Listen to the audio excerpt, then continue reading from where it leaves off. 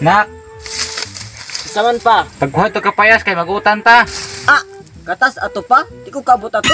Hala, di ka kaabot nak, pagpungko para kaabot ka. Ah, di mo kita kaabot magbarog ka? Pungko na hinoon, kalasa uto ka. Pagdali. Oh, di ana. Kaabot.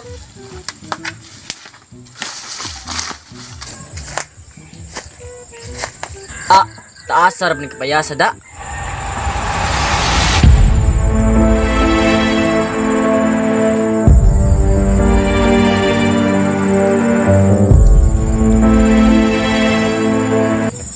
Pa, di ko kabot pa. Unsa magkaabot nga kaning gapungko man kadiha. Ikay-ingon nga mo pungko ko. Ipungko po ko diri. Ikay gasugos. Buguan mo nak. Wala jud ka maliot sa mong amahan. Bata ka pa. Tubagaw daw ni akong pangutan. Sus. Ako sa una. Mag-test mo maestra, usara jud kang rock.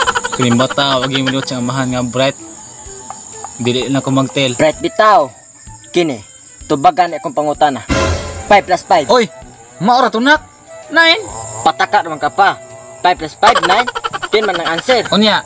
Akong answer, pilay ko lang. Pilay kulang. Usa. Oh, di. Usara kong wrong no. Sakto ko no.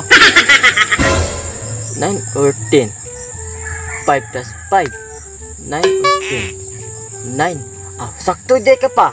9 ka answer pa. Anak jud. So sa mga amahan ng bright, serious gunay god mo ni. Ana person nga mas kabuang. Bright kita papa. Love you pa. Aron mo kapayas pa oh.